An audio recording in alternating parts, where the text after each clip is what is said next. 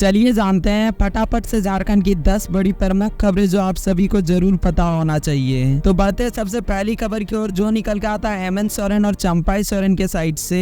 तो दोस्तों हम आपको बता दें हेमंत सोरेन ने कहा कि चंपाई सोरेन कोई भी तरह से नाराज नहीं है। देखिए आप इस वीडियो में। चंपाई का नाराज क्यों चल रहा है सर? कोई नाराज नहीं चल रहे हैं। उन्होंने कहा कौन बोला नाराज है यार? हमको तो नहीं बताया वो। मतलब सब ठीक है? अजीब हालत है सर। All is well. आपने से सर ऑल इज वेल बोल दीजिए। All is well.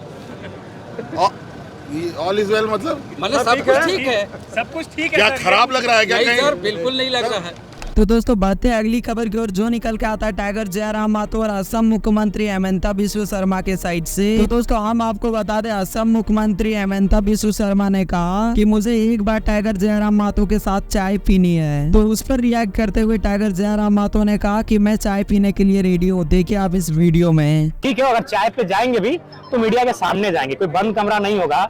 सब लोग देखेंगे कि चाय का प्लेट कैसा था। अगर बाय द वे चूंकि मेहमान है, अगर एक मेहमान अगर प्रेस के माध्यम से अगर ये संदेश दे रहे हैं तो मेहमान का स्वागत करना झारखंड की मिट्टी की पहचान रही है। लेकिन सर उसकी आदत है धोखा देने की ना। ठीक है, हम लोग नौजवान हैं और इस उम्र में धोखे को बड़े अच्छे से बारीकी से समझते हैं, धोखा नहीं खाएंगे। बढ़ते अगली खबर की ओर जो फिर से निकल के आता है टाइगर जयराम माथुर और संजय मेहता के साइड से। तो दोस्तों हम आपको बता दें टाइगर जयराम माथुर ने संजय मेहता से रिलेटेड कुछ इंपॉर्टेंट बातें बोले। देखिए आप इस वीडियो में। संजय मेहता आपकी भाषा को लेकर भी बहुत बोलते हैं। अरे भाई हमारी भाषा यही रहेगी। उनको महोदय को बोलिएगा कि मीठी भाषा से आप 700 वोट ला पाए थे, चुनाव लड़े थे हमारे बड़े भाई, उनको बहुत शुभकामनाएं, हमारे बड़ा भाई है। लेकिन मीठी भाषा से 700 वोट ला पाए थे, ये हमारी आक्रामकता है कि 1.5 लाख पार चले गए। इसी भाषा को लोग पसंद करते, क्यों नहीं करेंगे?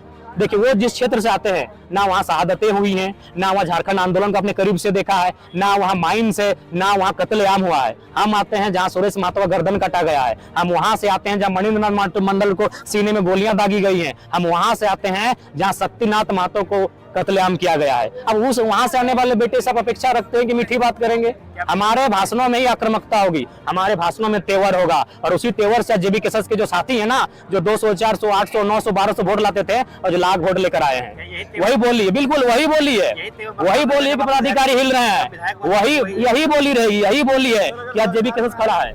बढ़ते अगली खबर की ओर जो फिर से निकल के आता है संजय मेहता के साइड से। तो दोस्तों इससे पहले आपने देखा था कि टाइगर जयराम माथुर संजय मेहता के बारे में बोल रहे हैं, बट संजय मेहता भी टाइगर जयराम माथुर का एक बहुत बड़ा खुलासा किए। देखिए आप इस वीडियो के अंदर। तो हमने कहा कि राजनीति में आक्रामकता ठीक है, अच्छी बात है, लेकिन अगर हम थोड़ा सा शब्दों पर नियंत्रण रखेंगे, थोड़ा लोकतांत्रिक मर्यादा का हम पालन करते हुए आगे बढ़ेंगे तो हमारा दायरा बढ़ेगा, बुद्धिजीवी वर्ग भी हमसे जुड़ेगा। देखिए अराजकता किसी समस्या का समाधान नहीं है, समस्या का समाधान नीतियों से होता है। आप लोकतांत्रिक प्रक्रिया में हैं ना, आप लोकतांत्रिक प्रक्रिया में आए हैं, उसका हिस्सा बनना चाहते हैं, तो आपको उस तरीके से बात करनी होगी। आप अगर सिर्फ इस तरीके, हमने कहा कि जो शुरुआती चरण में था आक्रोश सबको होता है, गुस्सा तो है ही, हमारी ज़मीन लूट रहे हैं, हमारा खदान से सब कोयला निकाल रहे हैं, हम लोगों को कुछ नहीं मिल रहा है, हमारे लोगों पर गोलियां बरस रही हैं, हमारे लोगों पर फर्जी FIR हो रहा है। अग्रेशन तो है, लेकिन इस अग्रेशन का परिणाम क्या हुआ? आज की तारीख में मेरे ऊपर 12 FIR है, हमारे अध्यक्ष जी पर FIR है, तमाम साथियों पर FIR है, देवेंद्र जी को जेल जाना पड़ा, उन पर लाठियाँ पड़ी। तो अगर हमारे साथी सिर्फ केस, मुकदमा, जेल, थाना, पुलिस, इसी में हम लोग परेशान रह जाएंगे तो राज्य को समाधान का रास्ता कब देंगे? तो अगले 2-3 महीने में फिर हम लोग सिर्फ केस मुकदमा ही खाते रह जाएंगे, तो इस कारण से हम लोग डिस्टर्ब हो जाएंगे। इसका मतलब ये है कि उससे आप केस मुकदमा से भी बचेंगे। आप एक तरीके से वो प्रोटेक्शन है, जब आप किसी चीज़ को डेमोक्रेटिक तरीके से, लोकतांत्रिक तरीके से करते हैं तो आप प्रशासन के बहुत सारे प्रपंच से बच जाते हैं। ये उनको बचाने की एक सोच है मेरी, ये कोई आरोप नहीं है। मैं ये स्पष्ट करना चाहता हूँ कि हमारे तमाम कुछ साथियों ने इस बात को हमारे समक्ष रखा था कि जब हमारे अध्यक्ष जी हमारे क्षेत्र में आए तो हमें सूचना नहीं मिल पाई।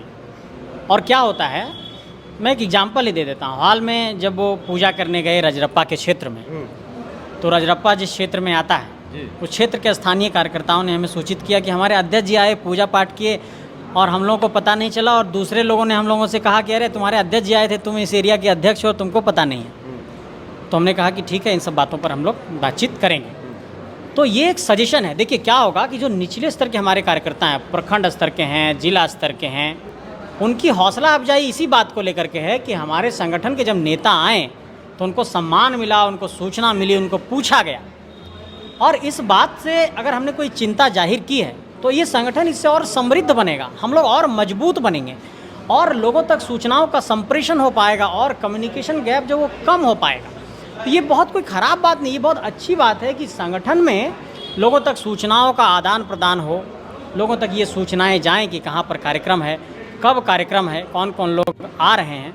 ये इसमें कोई गड़बड़ बात कहाँ, ये तो बहुत अच्छी बात है। सो दोस्तों आज के लिए मेरे पास इतना ही न्यूज़ था। अगर वीडियो पसंद आया होगा make sure like and subscribe कर देना। मिलते हैं एक और न्यू वीडियो के साथ, तब तक के लिए टाटा बाय बाय।